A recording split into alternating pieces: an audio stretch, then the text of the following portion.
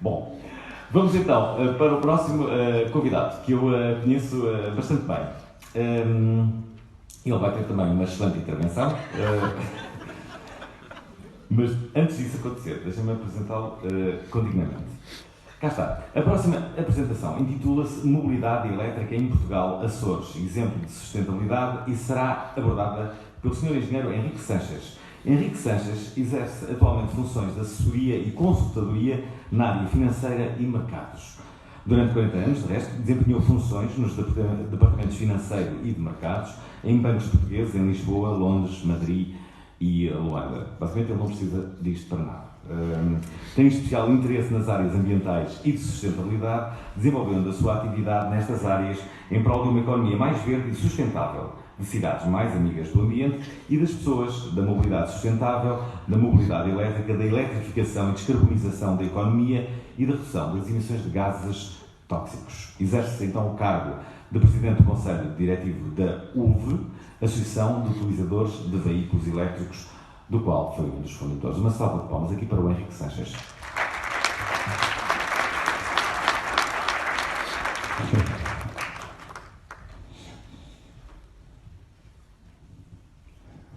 Ora, muito bem. A minha apresentação, primeiro de tudo, agradecer à Câmara Municipal de Lagoa pelo convite que fez à Associação de Utilizadores de Veículos Elétricos. Somos uma associação de utilizadores, eu ando de veículo elétrico desde 2011 e temos alguns associados e fundadores que desde 2008 já andavam de moto elétrica. Portanto, temos alguns anos e alguns associados, centenas de milhares de quilómetros feitos em moto elétrica, em automóvel elétrico. A apresentação vai ser dividida em 3 partes. Vamos falar ligeiramente sobre a associação, o que é que nós fazemos, qual é a nossa missão e a nossa ação. Uma delas é isto que estamos aqui hoje a fazer, é participar em eventos, conferências, palestras. Depois vou fazer um ponto da situação da mobilidade elétrica em Portugal e vou dar um exemplo dos Açores, como de facto um exemplo de sustentabilidade, e não é cortar nos Açores, vão ver que assim é, e depois um bocadinho perspectivar o que é que o futuro nos reserva. Portanto, a Associação UV nasceu em dezembro de 2015, na cidade de Coimbra, para poder permitir que os fundadores, o mais a norte estava em Guimarães e o mais a sul em Évora, na altura os carros tinham uma autonomia reduzida, pudessem dirigir-se até Coimbra. Foram 20 os fundadores, tiveram 13 veículos elétricos presentes na altura. Depois, em março de 2016, em janeiro de 2016 lançámos o portal, lançámos a página de Facebook e em março fizemos a apresentação oficial e pública da associação, com vários convidados, com muitos participantes e com uma pequena exposição. Esta apresentação foi feita em Lisboa, no Museu da Eletricidade. O que é que nós fazemos? Bom, fazemos conferências, exposições, apresentações, vários eventos, fazemos colaboração com universidades e com institutos politécnicos e outras escolas, entrevistas, artigos, fazemos encontros regionais de veículos elétricos em colaboração com as autarquias, temos a nossa página de Facebook e o nosso portal, temos parcerias que dão vantagens em descontos para os nossos associados e temos o Encontro Nacional de Veículos Elétricos, que é o nosso evento emblemático, que é feito uma vez por ano e que este ano se realizou em Torres Vedras.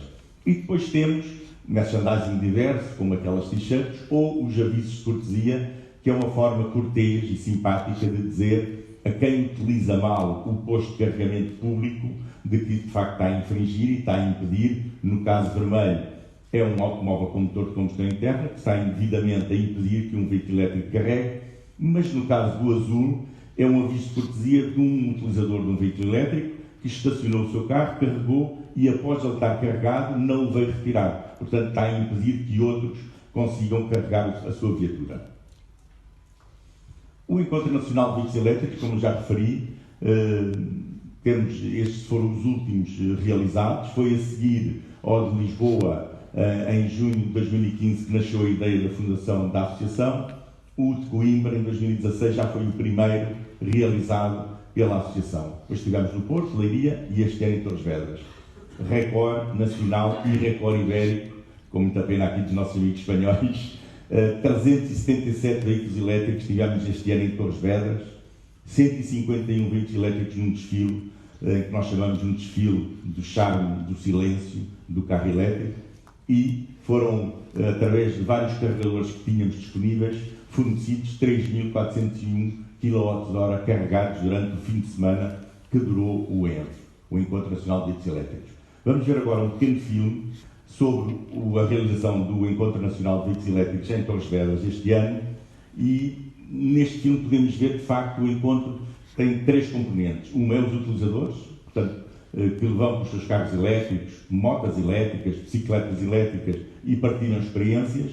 Outro são as marcas que vêm apresentar os seus produtos, quer em automóveis, em motas, scooters, bicicletas, trotinetes elétricas ou os sistemas de carregamento, que são diversos. E depois temos a família, portanto, várias atividades para os mais pequenos e os menos pequenos ter um primeiro contacto que nós chamamos de batismo elétrico. Vamos ver então o vídeo.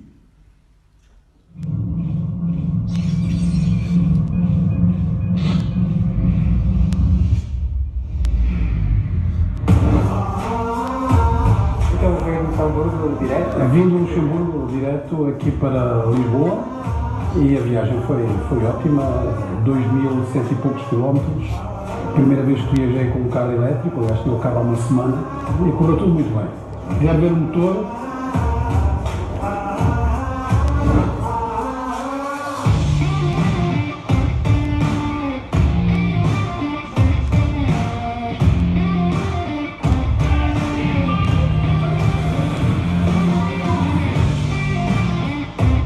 Já andava à procura de um carro elétrico e apareceu o piloto buscar. A minha tem uma característica muito engraçada, que é o punho de roda ao contrário. Se estiver parada, o rodar ao contrário faz ela andar para trás, se estiver a andar para a frente, ao rodar regenera, trava com a regeneração. E porque embarcamos na situação de livrarmos da combustão, também em casa já não temos sequer gás, portanto é tudo elétrico.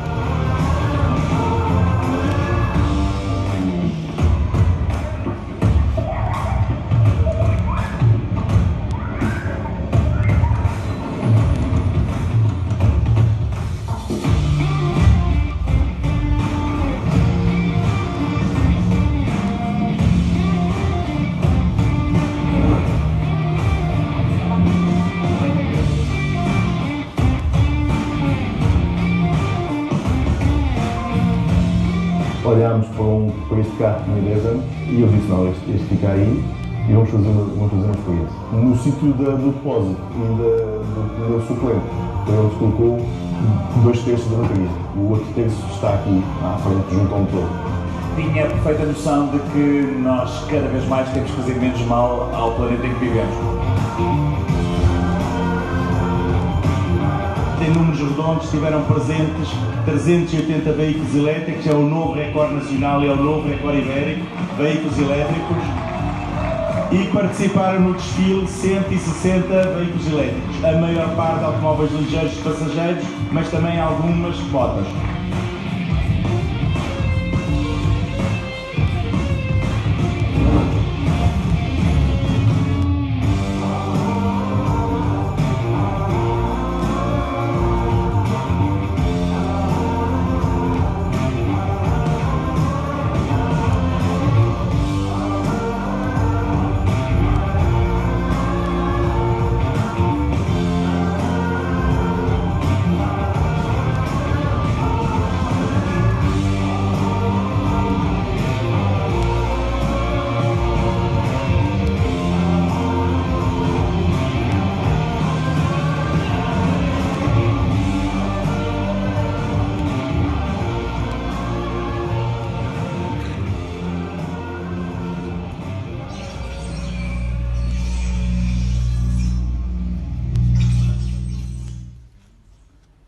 Portanto, eu julgo que, de facto, a melhor forma de percebermos qual é o estado da mobilidade elétrica em Portugal é vermos este vídeo, por exemplo, em que conseguimos ver dezenas e dezenas de modelos que estão neste momento a ser comercializados em Portugal, veículos 100% elétricos e veículos híbridos plug-in, mas também motas elétricas, scooters elétricas, bicicletas elétricas, vários sistemas de carregamento. Vimos ali o Vehicle to Grid, que é a possibilidade do veículo automóvel, como hoje já aqui foi falado, fornecer a eletricidade para uma habitação ou para uma empresa.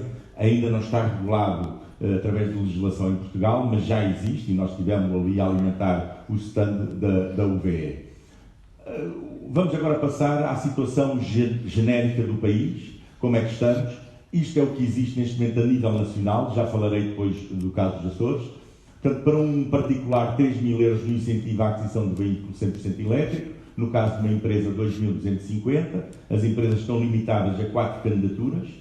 No caso da moto elétrica, ciclo ou motor ou motociclo, 400 euros, que deve equivaler a 20% do valor do veículo, com um máximo de 400 euros. E no caso da bicicleta elétrica, 250 euros.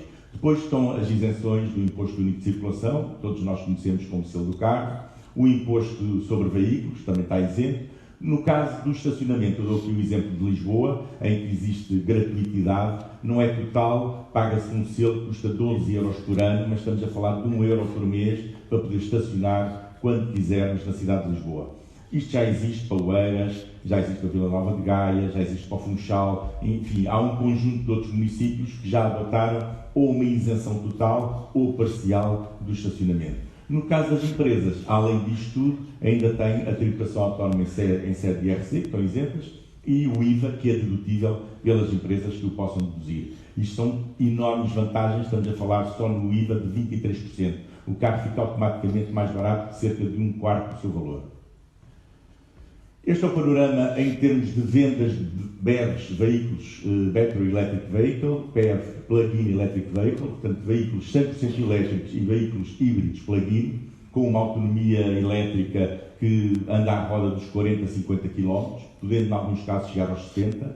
Portanto, esta é a evolução das vendas em Portugal. Estamos a falar aqui só de automóveis ligeiros, podemos ver que é uma evolução exponencial. E 2019 são só os números de janeiro a outubro. Portanto, é de prever que iremos bater o recorde seguramente e substancialmente. Em termos de percentagem, portanto, o primeiro ano em que se venderam veículos elétricos, automóveis ligeiros a particulares foi em 2011. No ano a seguir foi a primeira vez que as vendas caíram por força dos incentivos que foram retirados e pelo não interesse na altura de facilitar a adoção da mobilidade elétrica. A partir de 2015 entra uma coisa que se chama a fiscalidade verde e que veio trazer os grandes incentivos para as empresas e a partir daí os crescimentos têm sido substanciais. Portanto, 4,7% é a cota de mercado dos veículos elétricos neste momento, contabilizando de janeiro a outubro. O aumento é de 25%, mas faltam 2 meses, portanto, provavelmente iremos chegar outra vez a aumentos a rondar os 90%. Em relação ao parque, a diferença entre vendas é aquilo que é vendido no ano, o parque é o acumulado de todos os veículos elétricos.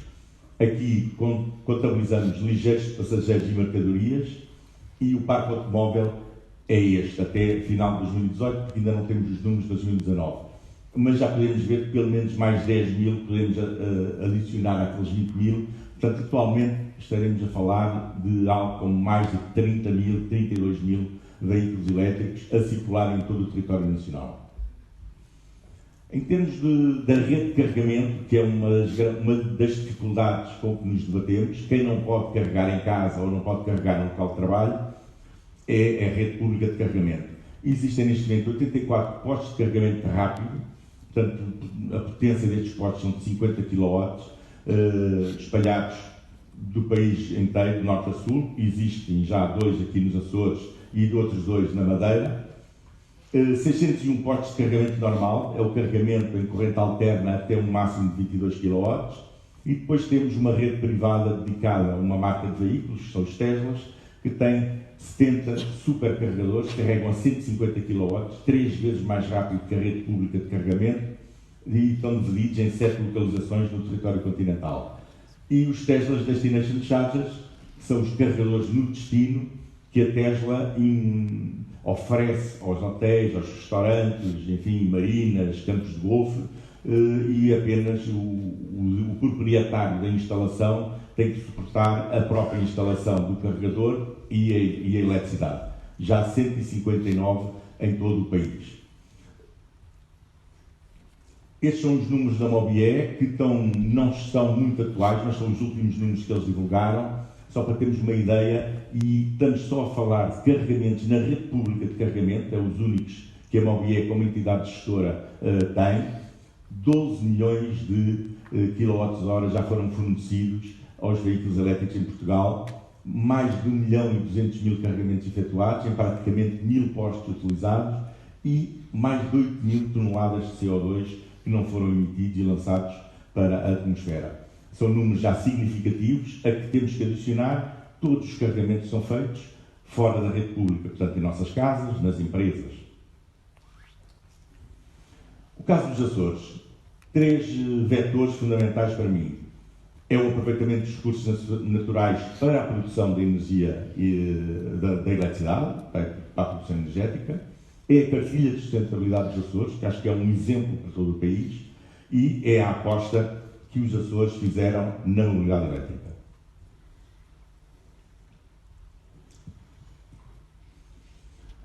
Este é um exemplo de como, se o veículo elétrico, quanto a nós, a associação, já faz sentido para qualquer país, para qualquer território, muito mais faz numa ilha ou num conjunto de ilhas, em que, obviamente, a questão da autonomia nem sequer se põe, porque não é um fator que pode fazer desistir alguém de adquirir um veículo elétrico, porque não consegue andar centenas de quilómetros sem o carregar. Numa ilha, isso não se coloca.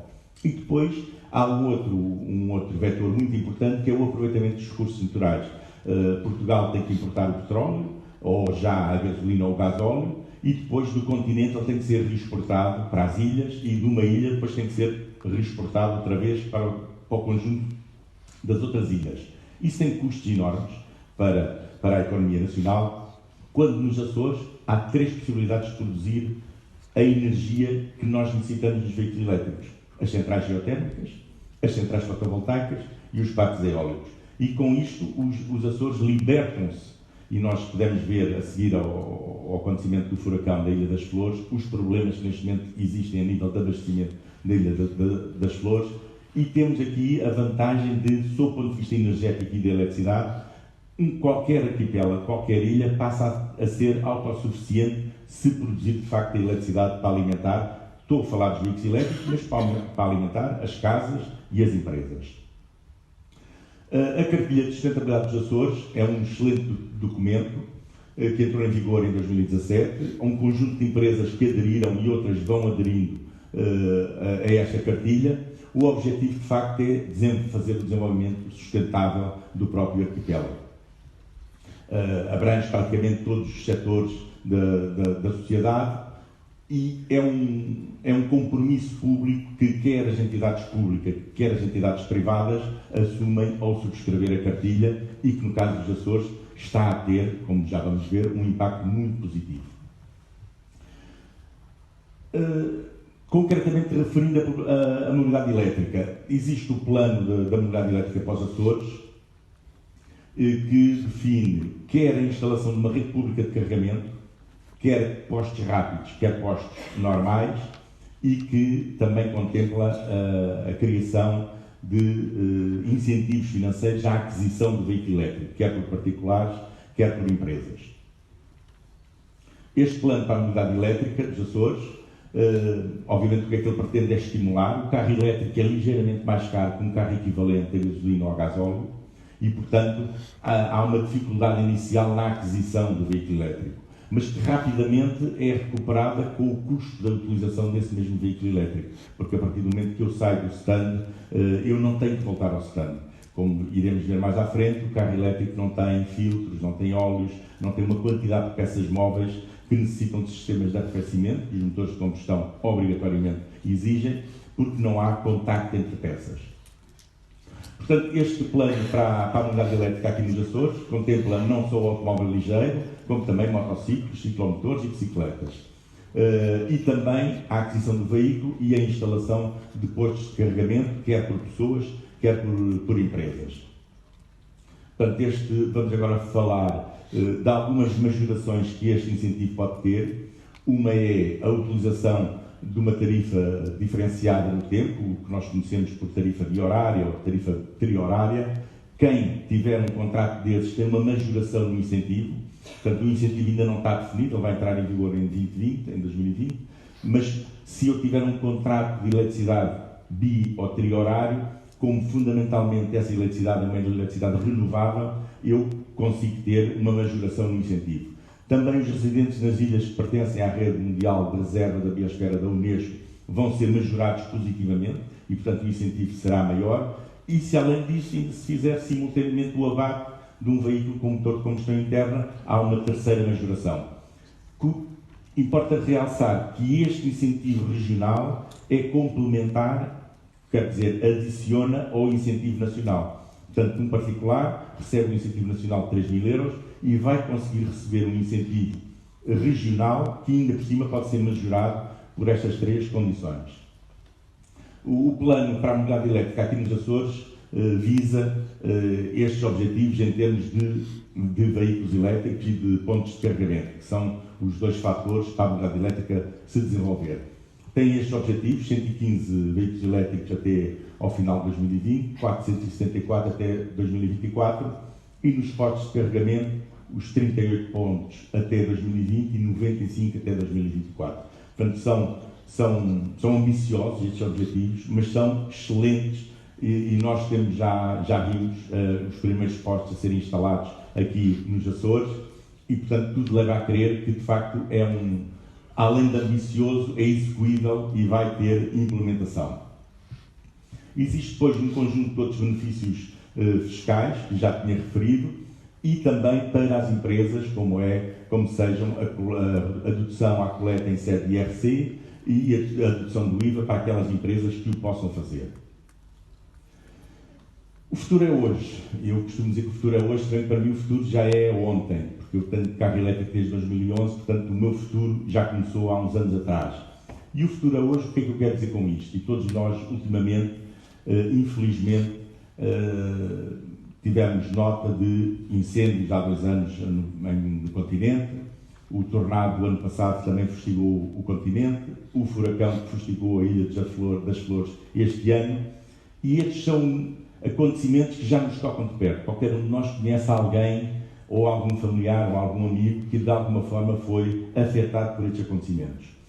Antigamente nós víamos isto na televisão, isto acontecia na Califórnia, na Austrália, no Canadá, enfim, era longe, ou em África, e não nos dizia tanto respeito. Nós neste momento estamos a ver que isto implica com a nossa vida. É evidente que o veículo elétrico não resolve o problema de fundo, mas é uma forma de cada um de nós poder contribuir para a resolução destes problemas. Este é um estudo da Organização Mundial de Saúde em que diz que 23% das causas das mortes em todo o mundo têm a ver com a poluição ambiental. E todos nós temos ouvido falar na última semana o caso da Índia, Nova Delhi, de um conjunto de outras cidades, onde as escolas tiveram que encerrar, muitas empresas encerraram, os carros nem todos podem circular ao mesmo tempo, porque de facto tornou-se irrespirável e as mortes acontecem.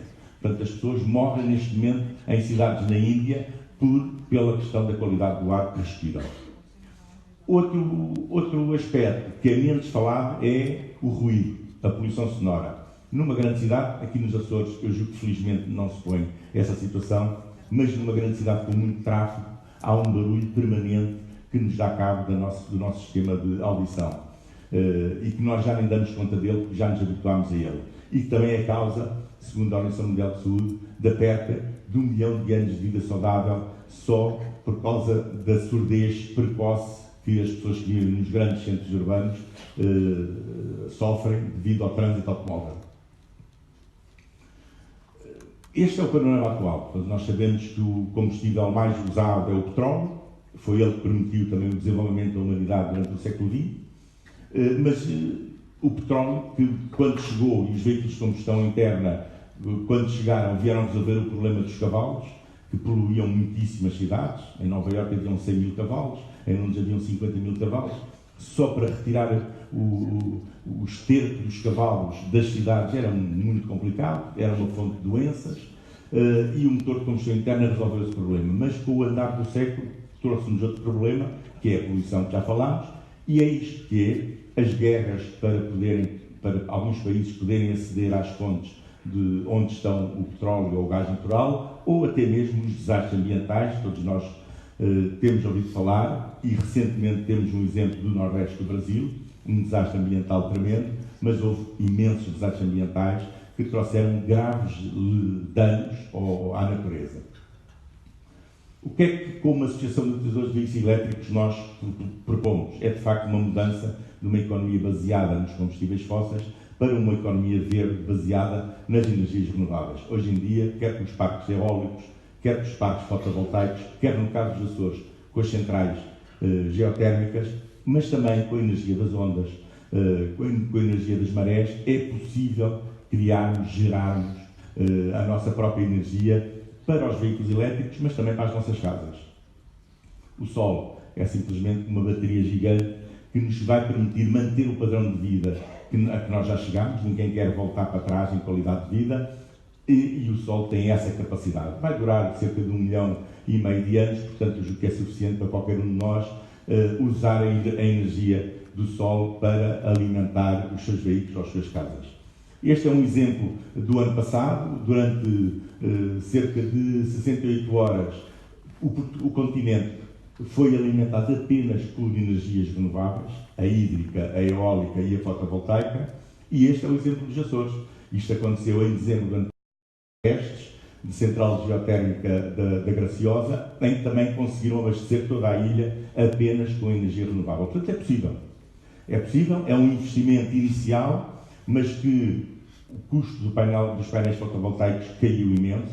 1 kWh produzido há 5 anos por um painel fotovoltaico custava cerca de 17 cêntimos de dólar. Hoje em dia o custo deste mesmo kWh custa 5 cêntimos de dólar. É uma queda abissal. O mesmo com as torres eólicas. As torres eólicas, que eram muito ruidosas inicialmente, hoje em dia praticamente não emitem ruído ou emitem muito pouco ruído, e portanto isto é uma energia que está aí. Não faz sentido nós estarmos a importar petróleo não sei de onde, que é caro, e que emite muitos gases tóxicos durante o processo de extração, de produção do próprio gasolina e gasóleo e do transporte e da armazenagem, quando nós podemos ter diretamente através do sol ou do vento aquilo que nós necessitamos.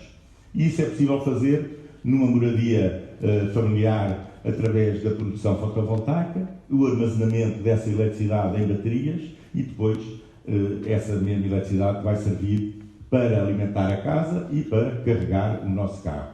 Existe já um conjunto de exemplos. Aqui do vosso lado direito temos as instalações da Inframora, em Vila Moura, que é uma empresa pública da Câmara Municipal de Lolé, que faz a gestão do espaço de Vila Moura e que todo o edifício do Inframora, da empresa, tem painéis fotovoltaicos e carregadores para carros elétricos. O exemplo do meio é de uma empresa na Lourinhã, e na ponta é um exemplo de uma cidade alemã, só para vermos que depois pode aparecer design também. Podemos ter, é uma estação que permite o carregamento de qualquer veículo elétrico e que tem também um sistema de baterias para armazenar. Outros exemplos, isto é o Lidl, do lado direito é o posto de Sacavém. O Lidl já tem postos de carregamento rápido em 3 grandes superfícies no continente, e aquela é a sede do Lidl em Sinta, em que toda a produção da eletricidade necessária é produzida através dos painéis fotovoltaicos. Mas há outras formas de o fazermos, utilizando os grandes espelhos de água para não estar a ocupar terreno que pode ser necessário para a agricultura e para a produção de alimentos para os humanos. Podemos fazê-lo. Aquela é a maior central fotovoltaica no Japão, do lado esquerdo, e esta é a maior de Portugal em vigor, que é no Alto Rabagão, em Monte Alegre, se bem que a EDP vai construir uma maior do que esta no Alqueva brevemente. Portanto, é outra forma de estarmos a produzir e não estarmos a ocupar o espaço físico dos terrenos para a agricultura. Este é um outro exemplo que diz muito aos Açores. Estamos a falar de barcos. Os barcos, de facto, já chegaram à mobilidade elétrica. O do lado esquerdo e o do meio são 2 barcos construídos, projetados no Algarve, em Olhão, por uma empresa que se chama Sun Concept. O do lado esquerdo é um barco que tem 7 metros, tem 7 painéis fotovoltaicos e que durante o dia pode navegar sem limite, mesmo que não haja sol. E durante a noite pode navegar 6 horas, durante a noite, com a capacidade que tem de armazenagem nas baterias do barco. Portanto, é um barco que está a ser usado muito em Portugal para atividades marítimo-turísticas e fundamentalmente é um barco de grandes lagos, barragens, marinas, rios, não é um barco de águas abertas. O do meio já é um catamarã de águas abertas, já estão a funcionar na Madeira, no Funchal, em atividades também marítimo-turísticas, e estamos a falar de barcos eletrosolares, que podem também carregar com uma ficha quando estão na marina, mas eles têm a capacidade de carregar diretamente do solo e produzir diretamente a eletricidade. E estamos a falar de uma empresa portuguesa, o projeto é português, a construção é portuguesa, neste caso, no Algarve. O do lado direito é um barco polaco, que está em serviço em Lisboa, é igual, é um pequeno catamarã polaco, que também já está a ser comercializado em Portugal e também faz atividades marítimo-turísticas na zona de Lisboa. Este é um exemplo de uma... Nós hoje todos conhecemos a Galp, a Repsol, a Prio, enfim. Esta Fastned é uma empresa holandesa, só de estações de carregamento para veículos elétricos. Estas são a estação modelo que eles têm. Tem a Holanda toda coberta com mais de 100 estações destas. Neste momento estão instalados na Bélgica, na Alemanha e no Reino Unido. Chegarão um dia a Portugal, isto demora tempo, nós estamos aqui na pontinha da Europa, mas pronto, são estações, umas têm baterias para armazenagem, outras não, são diretas, e mesmo naquelas onde não, a produção fotovoltaica não é suficiente, na maior parte dos casos não é, elas garantem que a eletricidade consumida nessas estações é 100% renovável. Até aqui falámos de automóveis ligeiros, mas também temos o transporte pesado e concretamente o transporte público pesado. Estes são exemplos reais que existem no Porto, Aveiro, Braga, Coimbra e Funchal, de vários autocarros elétricos. No Funchal são os mini autocarros elétricos. No caso de Coimbra são os autocarros chineses, da BYD, e no caso de Braga, julgo que também são chineses. No caso de Porto e Aveiro são autocarros da Caetan Bus. São autocarros que ainda são substancialmente mais caros do que o seu equivalente com motor de combustão interna, mas que trazem uma vantagem enorme, é que retirar um carro da rua e substituí-lo por um veículo elétrico tem um impacto. Se retirarmos um autocarro destes, e se colocarmos um autocarro destes e retirarmos 10, 15 carros de uma cidade, tem um impacto muito maior. Eu estou a olhar ali para o responsável da Câmara Municipal de Cascais. Eu estive no Portugal Mobile Summit e também andei num autocarro elétrico que faz a ligação da estação de comboios de Carcavelos para a Universidade Nova em Carcavelos. Portanto, estes exemplos vão surgir, vão se alargar a todo o país e têm um impacto muito maior do que o automóvel ligeiro de passageiros. Este é o exemplo de Santiago do Chile, que nós ultimamente temos ouvido falar por razões tristes, mas que este é um exemplo fantástico, que é, eles não substituíram meia dúzia de autocarros, eles substituíram a frota toda de Santiago do Chile por autocarros 100% elétricos. Mais uma vez, é uma marca chinesa, eles estão muito avançados na China, por razões óbvias, foram obrigados a isso, as cidades já estavam a tornar-se insuportáveis para as pessoas lá viverem. Portanto, no futuro, no curto prazo, o que é que nós achamos que poderá acontecer? É o autoconsumo, a produção local de eletricidade, quer para o consumo da casa, da empresa ou do veículo elétrico, com armazenamento nas baterias. Daí outra questão que está muito neste momento na ordem do dia, a questão do lítio, porque é fundamental para a fabricação das baterias, se bem que apenas 15% de uma bateria de lítio tem lítio. Os outros 85% não são lítio, são cobalto, são grafeno, são um conjunto de outros minérios. Mas pronto, o lítio tem de facto, ela chama-se bateria de lítio, e o lítio tem de facto um peso que é, apesar de tudo, reduzido, 15%. E os grandes produtores de lítio em todo o mundo são a Bolívia, o Chile, a Austrália e a China. Portanto, Portugal tem de facto algum lítio, mas não uma grande quantidade de lítio. O carregamento ultra rápido, nós falámos aqui de carregamentos de 50 kW ou de 150 kW no caso dos carregadores da Tesla, pois já existem na Europa. Eu, em agosto, fiz uma viagem de carro elétrico à Noruega e voltei, mais de 9.400 km, e pude experimentar carregadores de 350 kW. Com o meu carro não cheguei aos 350, porque ele só carrega até aos 200 kW, mas o único carro que neste momento carrega aos 350 kW é um carro que começou agora a sua comercialização na Europa e ainda não está disponível em Portugal, que é o Porsche. Estes carregamentos ultra rápidos, o que é que vão fazer? É que em vez de nós estarmos 1 hora, 40 minutos, meia hora a carregar no carro, carregamos o carro em 5 minutos, 7 minutos. E, portanto, isto vai dar um avanço brutal, se bem que são carregadores muito caros, mas, curiosamente, um dos grandes fabricantes mundiais destes carregadores é uma empresa portuguesa, é a FASEC, que está na Maia, no norte do país. E a outra, já aqui falei há bocado, é o Vehicle to Grid, ou o Vehicle to Home. O que é que isto quer dizer? É a possibilidade de o carro transferir a eletricidade que tem armazenada na bateria, quer para a casa, quer para outro veículo.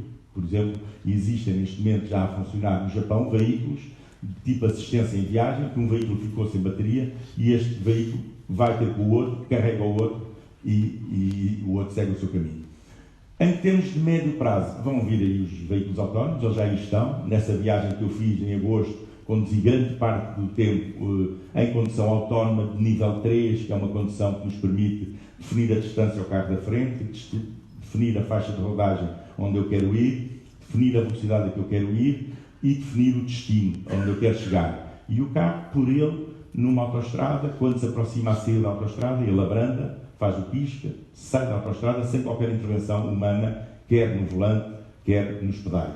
Portanto, isto já existe, estamos a falar de nível 2, nível 3 em Portugal, mais avançado ainda não há legislação que faça o enquadramento destes veículos autónomos, mas eles já estão muito mais avançados, por exemplo, nos Estados Unidos. E a integração com outras plataformas de mobilidade, e aqui interligado com a internet das coisas e com o que nos traz aqui, que são as Smart Cities, que é os carros vão começar a falar uns com os outros, vão começar a falar com os sinais de trânsito, vão começar a falar com as passadeiras dos peões. Portanto, há uma enorme panóplia, e já aqui foi referido, com a introdução do 5G, isto vai ser tudo muito acelerado, vai acelerar muitíssimo. Há uma panóplia de... Nós nem hoje sabemos o que é que poderá ser uma cidade daqui a 5 anos. Tal a velocidade de transformação que nós vamos assistir nos próximos anos. Porque estão todos os dias, todas as semanas, existem inovações tecnológicas. Voltando ao caso das baterias, este ano foi galardoado com o Prémio Nobel da Química o professor John Goodenough, um norte-americano com 97 anos, que ainda todos os dias vai para a Universidade de Austin, no Texas, trabalhar, e que tem na sua equipa a professora Helena Braga, da Faculdade de Ciências do Porto. E o que é que eles já descobriram, já desenvolveram e está patenteado? É a bateria de estado sólido. A grande diferença em relação às baterias de íons de lítio que nós conhecemos é que o eletrólito nas baterias de íons de lítio é líquido. E, portanto, a bateria, no caso, por exemplo, de um Tesla, a parte de baixo do Tesla tem 7.000 pilhas cilíndricas, um bocadinho maiores que aquelas que nós conhecemos de volta e meia, e todas elas têm uma capa de metal para poder ter lá dentro o eletrólito líquido. Quando o eletrólito passa a ser sólido, que é este o avanço nesta nova descoberta, o eletrólito vai ser de vidro. E, portanto, não é necessária aquela cobertura de metal em cada uma das 7.000 pilhas. O que vai fazer com que a bateria do carro, em vez de pesar 300 ou 400 kg, vai pesar 70 ou 80 kg. Portanto, vai aumentar enormemente a capacidade de autonomia desse carro. E vai ter uma outra coisa que é, não se degrada com os ciclos da bateria, mas vai aumentar a sua autonomia e a sua capacidade com os ciclos que lhe deram essa própria bateria. Portanto, há um conjunto de inovações que nós hoje temos dificuldade em saber o que é que vem aí do futuro.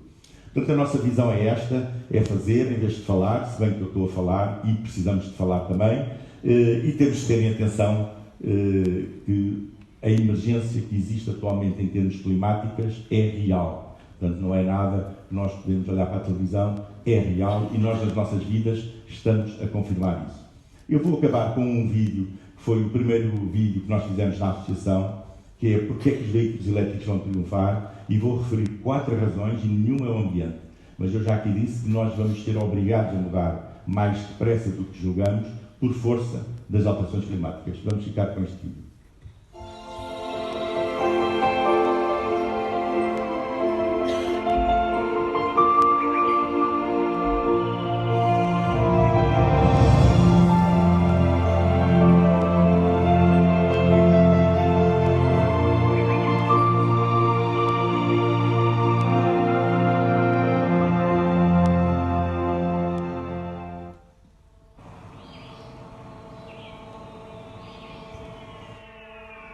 Eficiência energética. Cerca de 80% da energia presente no depósito de combustível acaba desperdiçada em fumo ou aquecimento. Algumas empresas vão tentar fazer batota, para nos fazer crer em outros valores, mas o motor de combustão interna não vai além dos 17 a 21% de eficiência energética. No motor elétrico, praticamente não existe desperdício. Possui uma eficiência entre 90% e 95%. Praticamente não existe margem para melhorar. O motor elétrico é 5 vezes mais eficiente energeticamente.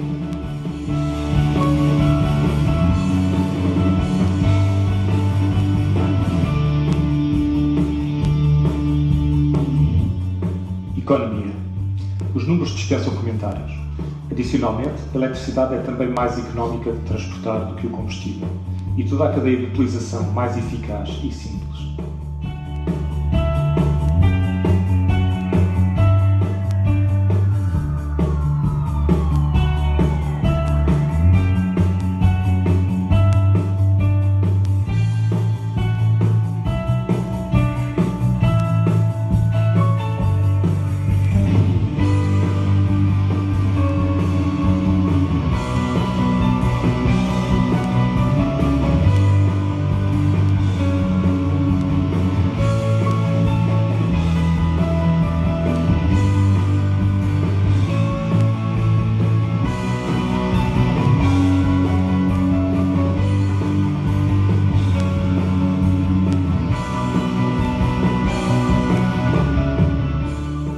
Manutenção.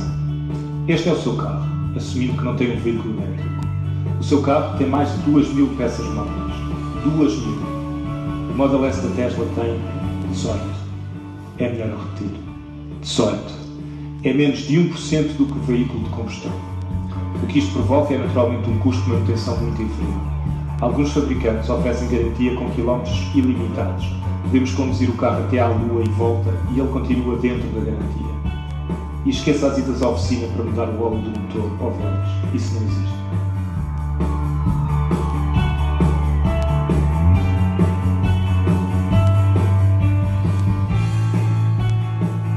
Desempenho. O Tesla Model S é constantemente comparado com os supercarros de milhões de euros. Carros que custam pelo menos 10 vezes mais. Todos que já conduzem ou testaram um veículo elétrico puderam comprovar que é muito mais potente. Isto acontece porque a potência disponível no motor elétrico é imediata e todo o binário está disponível instantaneamente ao primeiro segundo. A indústria automóvel ensinou-nos que um carro de prestações médias tem um preço médio e o de alta performance tem um preço elevado. Num veículo elétrico não é assim. Um carro de custo médio terá, antes do final da década, a performance do seu carro. Nesta altura, a questão já não é se vai acontecer. Quando? No início do século XX, também existiam algumas dúvidas.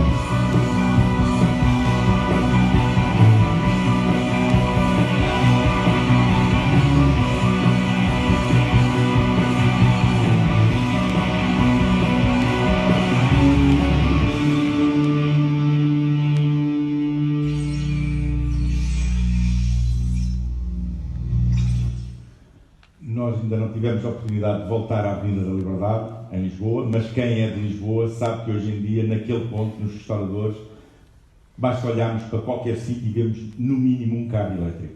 E ali demorámos, há 3 anos atrás, 7 minutos para ver passar o primeiro carro elétrico. Havemos de ir lá, quando tivermos tempo, e só nos resta agradecer a vossa atenção. Eu estou disponível nestes 2 dias, hoje e amanhã, para qualquer pergunta que queiram fazer. Muito obrigado.